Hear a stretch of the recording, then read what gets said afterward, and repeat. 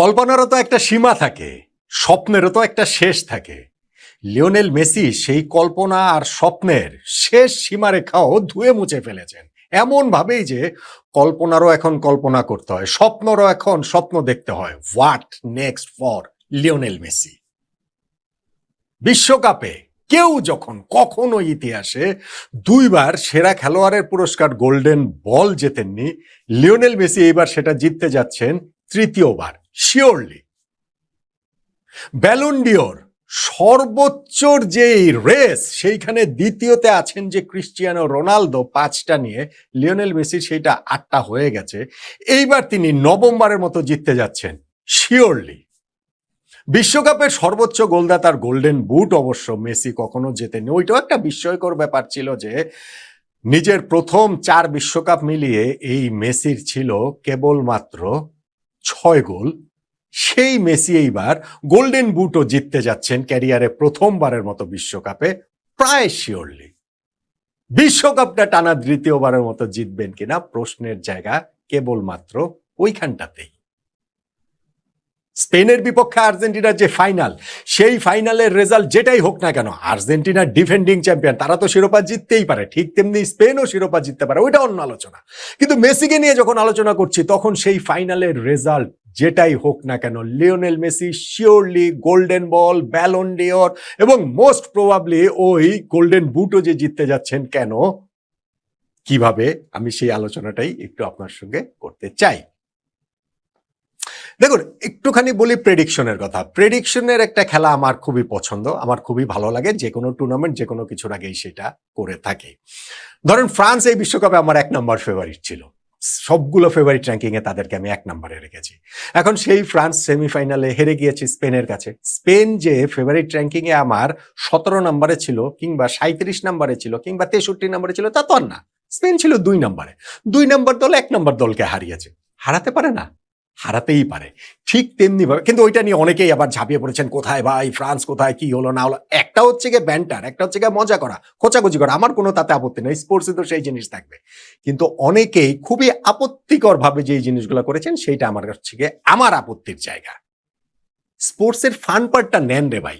এত রাগ নিয়ে, এত কষ্ট নিয়ে, এত ক্ষোভ নিয়ে, জীবনের সকল হতাশা যদি এইখানে ঢেলে দেন তাহলে হবে? আপনার যাপিত জীবনের নানান দুঃখ কষ্ট যদি এইখানে যদি হচ্ছে গিয়ে ঝেড়ে দেন তাহলে হবে? হবে না তো। আবার ধরেন আর্জেন্টিনা ইংল্যান্ড যে ম্যাচ, সেই ম্যাচের প্রেডিকশন তো আর্জেন্টিনার জয়ের করেছিলাম। আর্জেন্টিনা 55%, ইংল্যান্ড 45% করেছিলাম না? হয়েছে তো, মিলেছে তো। এখন প্রেডিকশনটা এরকম, এটা হবে হবে না। আমি আর্জেন্টিনাকে 3 নম্বরে কেন রেখেছি, ইংল্যান্ড 4 নম্বরে, কেন 1-2-তে ফ্রান্স এবং স্পেনকে রেখেছি, সেই ব্যাখ্যা তো দিয়েছি রে ভাই। তো এটা যে সবকিছুই হতে হবে তেমন তো কোনো কথা নাই। কিন্তু এইটা নিয়ে যদি খোঁচাখুচি করেন, আমার তাতেও কোনো আপত্তি নাই। খোঁচাখুচি তো হবেই, স্পোর্টসে সেই জিনিস থাকবে না?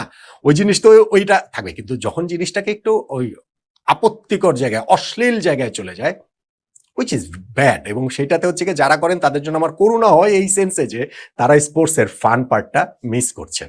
আচ্ছা যাক, ঠিক আছে, ওটা এখন আপনি করলে আপনি করবেন, আপনার সঙ্গে তার আমি এটা নিয়ে মারামারি করতে পারবো না, করেন সেটা আপনি আপনার মতো করে করেন। আমি জাস্ট করলে আমার অবস্থানের কথাটা জানিয়ে দিলাম।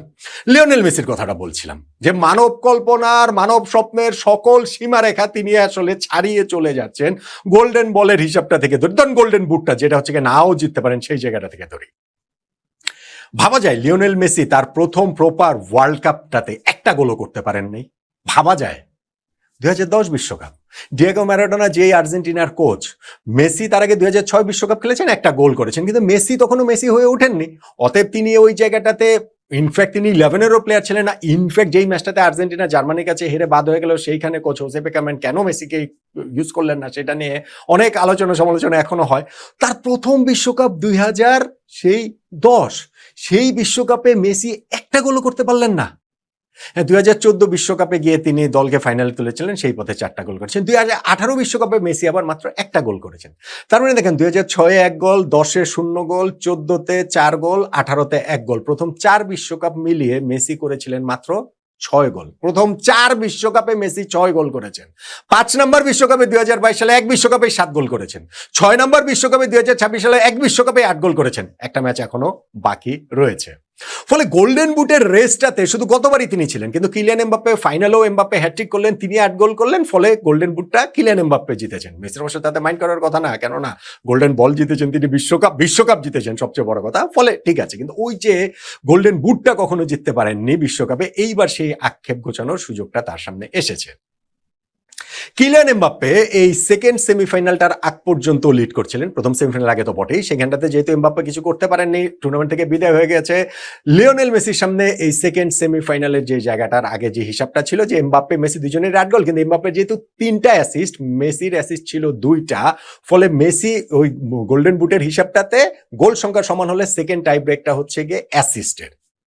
মেসি ইংল্যান্ডের বিপক্ষে সেকেন্ড সেমিফাইনালে 2টা অ্যাসিস্ট করে ফেলেন, ফলে আর্জেন্টিনাকে তিনি যে ফাইনালে তুললেন সেইখানে তার যে 2টা অ্যাসিস্ট, তাতে করেই কিন্তু 8 গোলের সঙ্গে তার 4 অ্যাসিস্ট হয়ে গেল, কিলিয়ান এমবাপ্পের 8 গোলের সঙ্গে 3 অ্যাসিস্ট, ফলে গোল্ডেন বুটের রেসটাতে মেসি এগিয়ে গেলেন। ফাইনালটাতে তো সেটা এগিয়ে নেওয়ার সুযোগ তো আরো মেসির রয়েছে, গোলে রয়েছে, অ্যাসিস্টে রয়েছে। ভাই গত 11টা ম্যাচ বিশ্বকাপে, এই বিশ্বকাপে সব ম্যাচ তো বটে, গত বিশ্বকাপের শেষ 4টাও যদি ধরেন হয় গোল বা অ্যাসিস্ট মেসির আছেই। সো ফাইনালি স্পেনের বিপক্ষে ওরকম কিছু করবেন সেটা তো প্রত্যাশিত। জানি না যে তৃতীয় স্থান নির্ধারণী ম্যাচটা তার ওরকম এমন কোনো কিছু না, কিলিয়ান এমবাপ্পে সেখানে খেলবেন কিনা, সেখানে তিনি কি করেন, বা জুড বেলিংহাম অথবা হ্যারি কেন তাদেরও 6 গোল করেছে, তারা আসলে রেসে ফেসে নাই, ওইটা খালি খালি বলার জন্য বলা। আমার কাছে মনে হয় যে কিলিয়ান এমবাপ্পে এক কথা, কিন্তু মনে হচ্ছে যে এই গোল্ডেন বুটটা মেসি ক্যারিয়ারে প্রথমবারের মতো জিততে যাচ্ছেন। গোল্ডেন বল আমি বলছি শিওরলি তিনি জিততে যাচ্ছেন। কেন শিওরলি জিততে যাচ্ছেন? ভাই গোল্ডেন বল টুর্নামেন্টের সেরা খেলোয়াড়, সেরা খেলোয়াড়ের হিসাবটা হচ্ছে গিয়ে এই ফাইনালের ম্যাচ হয়ে যাওয়ার পরে কিন্তু এইটার নির্ধারিত হয় না, ভোটাভুটি হয় না, বা ওইটার হচ্ছে গিয়ে যে কে সেরা খেলোয়াড়, এইটা ভাই ফাইনালের আগেই হয়ে যায়। ফলে ফাইনালে যেই দলকে তোলা হয় সেইটা খুব গুরুত্বপূর্ণ ফাইনালিস্টদের ক্ষেত্রে, তাদের মধ্যে থেকে একজন হওয়াটা খুব স্বাভাবিক। আমি একটু মনে করে দিই, 1998 বিশ্বকাপ ফাইনালে ব্রাজিলের রোনালদোর কি দুঃস্বপ্নের ফাইনালটা গিয়েছিল মনে আছে? কিন্তু সেই বিশ্বকাপের সেরা খেলোয়াড়ের গোল্ডেন বল জিতেছিলেন রোনালদো ব্রাজিলের। ফাইনালটা সেখানে ধর্তব্যের মধ্যে ছিল না। 2002 বিশ্বকাপ ফাইনালটাতে অলিভার কান কি ব্লান্ডারটা করেছিলেন, রোনালদো যে গোলটা দিয়ে দিলেন, 2টা গোল তিনি দিলেন, একটা তো হচ্ছে অলি কানের ব্লান্ডার থেকে। সেই বিশ্বকাপের সেরা খেলোয়াড় পুরস্কার গোল্ডেন বল অলিভার কান জিতেছিলেন, রোনালদো না। ফলে এই ফাইনালে তোলাটা হচ্ছে গিয়ে গুরুত্বপূর্ণ সবচেয়ে বেশি, যেহেতু এই রেসটাতে গোল্ডেন বলের মেসির সবচেয়ে প্রতিদ্বন্দ্বী ছিলেন কিলিয়ান এমবাপ্পে, দলকে ফাইনালে তুলতে পারেন নাই। ধরেন আউটসাইড চান্স ছিল হ্যারি কেইন কিংবা জুড বেলিংহামের, দলকে ফাইনালে তুলতে পারেন নাই। ফলে মেসি এইখানে গোল্ডেন বল জিততে যাচ্ছেন শিওরলি। স্পেনের কাকে ভাই গোল্ডেন বল দিবেন আমাকে বলেন তো দেখি, এই বিশ্বকাপের সেরা খেলোয়াড়ের পুরস্কার লামিন ইয়ামালকে দিবেন না? রদ্রিগো অসাধারণ একটা টুর্নামেন্ট কেটেছে, গোল্ডেন বল পাবেন? মেসির চেয়ে এগিয়ে থেকে পাবেন না। আপনি এইখানটাতে তাদের আর কে আছে, মানে স্পেনের এই দলটার মধ্যে ওয়ারজাবাল বলেন কিংবা হচ্ছে অসাধারণ সব প্লেয়ার রয়েছে, অসাধারণ সব পারফর্মার রয়েছে, উনাই সিমন এই যে এত মিনিট গোল কার নেই, পুরো ওয়ার্ল্ড কাপে মাত্র একটা গোল খেয়েছেন, সবই ঠিক আছে, কিন্তু সেরা খেলোয়াড়ের পুরস্কার গোল্ডেন বল কি তাদের কাউকে দেওয়া হবে না? সেটা লিওনেল মেসি পেতে যাচ্ছেন, শিওরলি পেতে যাচ্ছেন। এবং ব্যালন ডিওর, 8টা ব্যালন ডিওর যেটা হয়ে গেছে, 9 number Ballon d'Or Lionel Messi জিতবেন, এটা কে ভেবেছে? কেন এমএসএল এ খেলেন, মেজর লিগ সকারে খেলেন, ওইখানটার সাথে এগুলো তো গুরুত্বপূর্ণ, কিন্তু ওয়ার্ল্ড কাপ ইয়ারে ওয়ার্ল্ড কাপের চেয়ে গুরুত্বপূর্ণ কিছু নাই। এবং সেই ওয়ার্ল্ড কাপে এইবার লিওনেল মেসি যেই ফুটবলটা খেলছেন, মানব কল্পনার কথা আমি বলছিলাম না, স্বপ্নের কথা আমি বলছিলাম না ভাই, ভবিষ্যতে পৃথিবীতে লিওনেল মেসির চেয়েও আরো গ্রেট ফুটবলার আসতে পারেন।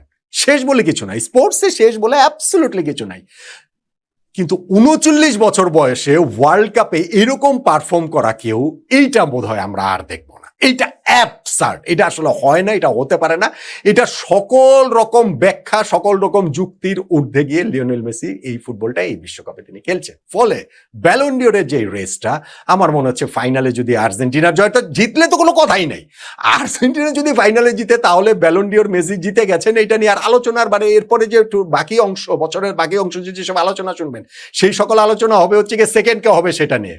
ব্যালন ডিওর মেসি জিতে গেছেন সেটা নিশ্চিত। এমন কি আর্জেন্টিনা যদি ফাইনাল হারে তাহলে আমার মনে হয় যে ব্যালন ডিওর জয়ের চান্স লিওনেল মেসির প্রবলভাবেই থাকবে।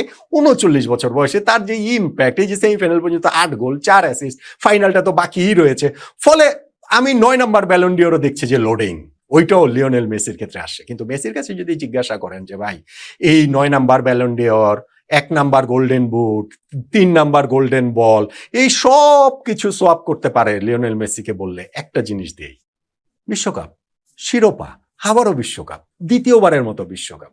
এইগুলা হচ্ছে গিয়ে আসবে আসবে, না আসলে নাই, কিন্তু বিশ্বকাপ এর চেয়ে বড় কোনো কিছু আর হয় না। লিওনেল মেসি তাই সবকিছুর বিনিময় করতে হবে না, কারণ এই সবকিছু ওই জন্যই আরো আসাটা সহজ হয়ে যাবে লিওনেল মেসির পারফরমেন্সে। ফাইনালে তাই মেসির কাছ থেকে গত ফাইনালে মনে আছে কিলিয়ান এমবাপ্পে কিরকম একটা টক্কর দিয়েছিলেন, কিন্তু শেষ পর্যন্ত তার মেসির সঙ্গে পারেননি। এইবারও স্পেন অনেক কিছু তাদের ফুটবল দিয়ে আর্জেন্টিনার সঙ্গে টক্কর দিতে চাইবে, ওভারঅল টক্কর দিতে চাইবে, ইন্ডিভিজুয়ালি না হলেও টিম ওয়াইজ টক্কর দিতে চাইবে, পুরো টিম ভার্সেস মেসি হয়ে যাবে। কিন্তু শেষ পর্যন্ত লিওনেল মেসি সেকেন্ড বিশ্বকাপটা জেতার জন্য, আরো একবার সেই শিরোপাটা স্পর্শ করার জন্য তিনি মুখিয়ে থাকবেন, যেটা আর্জেন্টিনার ফুটবল ইতিহাসে একজন মাত্র করতে পেরেছেন, দানিয়েল পেসারোলা। ৭৮ বিশ্বকাপের ক্যাপ্টেন ছিলেন, ৮৬ বিশ্বকাপ টিমটাতে তিনি ছিলেন, কিন্তু খেলেন নাই কোনো ম্যাচ অসুস্থতার কারণে। ওইটা ওরকম ইতিহাস আলোচিতও না। কিন্তু লিওনেল মেসি একেবারে দলের প্রাণ ভ্রমরা হয়ে ২০২২ বিশ্বকাপ যে জিতিয়েছেন, ২০২৬ বিশ্বকাপেও তিনি একেবারে সেন্টারেই রয়েছেন, এবং সেই বিশ্বকাপটা লিওনেল মেসি জেতার জন্য তিনি তার সর্বস্বটা নিংড়ে দিয়ে চেষ্টাটা করবেনই। আর যদি সেটা জিততে পারেন তাহলে তো নবম ব্যালন ডিওর, তৃতীয় গোল্ডেন বল, প্রথম গোল্ডেন বুট সবই চলে আসবে মেসির কাছে। মেসির ফুটবল থেকে বিদায় হবে কিনা আমরা জানি না, যে এইটাই কি বিদায় কিনা, কিন্তু এই শেষ বয়সে এসে তিনি যা করছেন সেইটা আসলে সকল মানব কল্পনা, সকল স্বপ্নের সীমারেখা ছাড়িয়ে যাওয়া লিওনেল মেসির এই অর্জন, সেইটা কি একেবারে টইটম্বুর পূর্ণতা পেয়ে যাবে যদি তিনি বিশ্বকাপটা জিততে পারেন আবার আরেকবার, দ্বিতীয়বার। পারবেন না লিওনেল মেসি? পারবেন তো লিওনেল মেসি?